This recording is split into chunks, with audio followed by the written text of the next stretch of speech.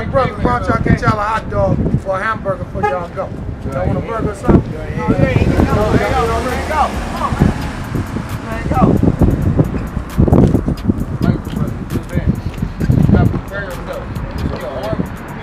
I need an arm right now. And Playa T, that's me, Hollywood in the hood, doing it really big. I'm right here at the Khnemu group, right here with Mr. Fred Ward. You already know what he's about, doing big things in the community. Right now, you know, we got the neighborhood drug treatment, safety, and rehabilitation amendment process going on right here in the community, right here. And Fred is championing that. How you doing, Fred?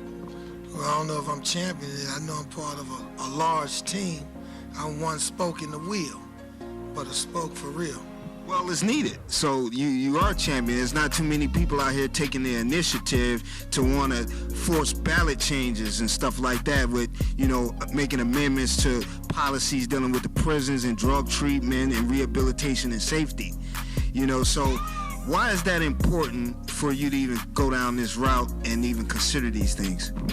Well, you know what? I'm going to tell you, the reason why I'm so committed and anchored into this fight is because being here at the Khnemu LightHouse Center on 105, you know, I meet a lot of people every day.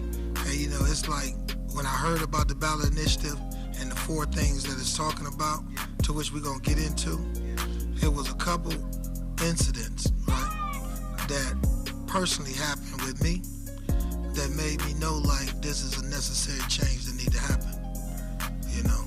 And so, yeah, so I'm a real like idealist type of guy. So when I heard about this initiative and I was thinking about my city, I was thinking about all the people I know at barbershops, salons, all the bar owners that I know and then work with.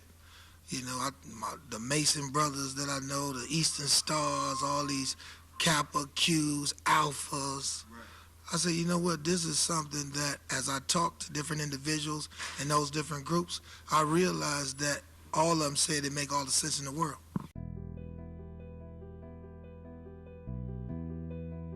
Federal mandatory minimum drug sentences provide that if someone is convicted of selling or conspiring to sell over a certain quantity of a particular drug, a judge must sentence the offender to a certain minimum sentence, which can, depending on the offense, range from 5 years to up to life imprisonment.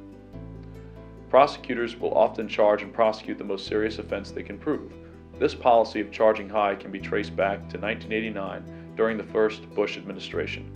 This policy was eased under the Clinton administration, revived under the second Bush administration, and relaxed again during the Obama administration. Prosecutors generally want to start off at the highest point that can be proven at trial. This way, they have leverage during plea negotiations and can secure cooperation to get bigger fish, particularly in the drug trade. Criminal proceedings are adversarial. An accused individual has a constitutional right to an attorney.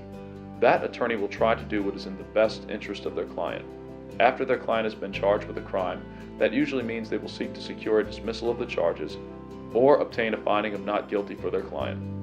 At the very least, they will seek to have their client plead to lesser charges, which often provides for a more lenient sentence. That is why prosecutors will generally charge high. They will have a higher starting point for plea negotiations should they materialize. Attorney General Sessions stated, quote, "We are returning to the enforcement of the law as passed by Congress, plain and simple. If you are a drug trafficker, we will not look the other way." Sessions singled out that Congress has given him the authority to use mandatory minimum sentences in charging high-level drug traffickers, which demonstrates that he is enforcing the law. The balancing act will be making sure that the new policy is indeed aimed at such individuals and not against lower-level players who are only marginally involved in large-scale drug conspiracies. These include low-level runners who are merely involved in the trade because they have an addiction problem. Well, when I looked at the 4 initiatives that you're looking to communicate in the community and get and galvanize those people to get behind you, one of those things that, you know, the reclassification of drug possession felonies. Right. You know, talk about that. And that's major. Because, you know, in the recent years, there's been a lot of talk about opioid addiction, you know, and it done reached into rural America, you know, and Ohio. And, you know, so now opioid addiction has been like identified as like a sickness, you know. But when a lot of individuals, especially people of color, was getting high on crack and heroin, 10, 20 years ago, it was all felonies.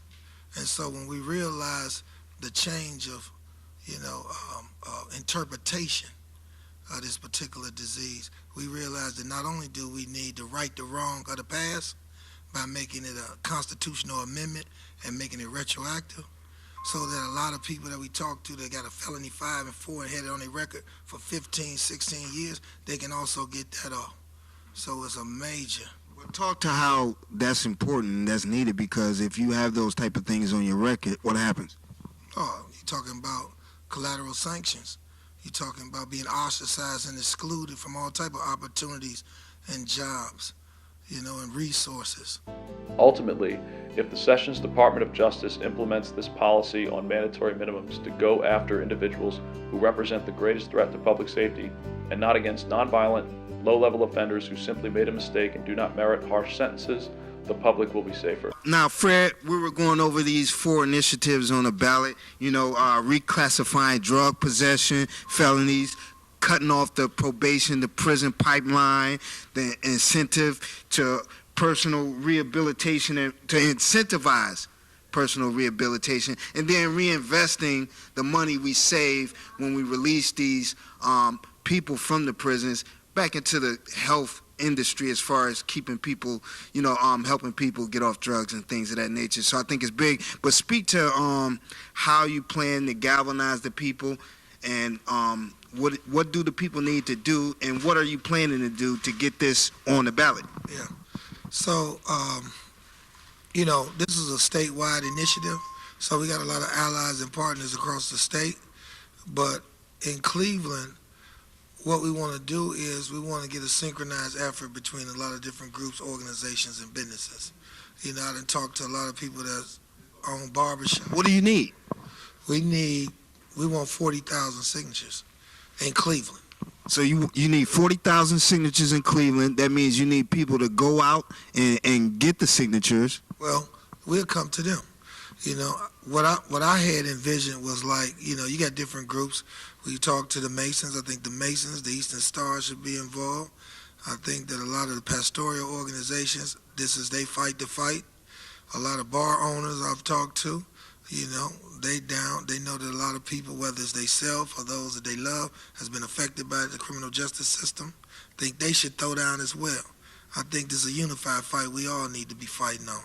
And so what we're doing is, for those that want to volunteer, they can come to the LightHouse Center, 966 East 105th Street, and they can sign up, and they can either come sign out a petition book. Each petition book got like 45 signatures. They can take it to their networks and get them signed out. There's a certain way to do it, but we ain't gonna send you out without training you how to do it. Okay. But for other organizations like my guys that got barbershops and they working in salons, we can come to them. Make sure that they fully understand like the process of how to have people fill it out, and we can leave not only this information for people to read, but also a signature book.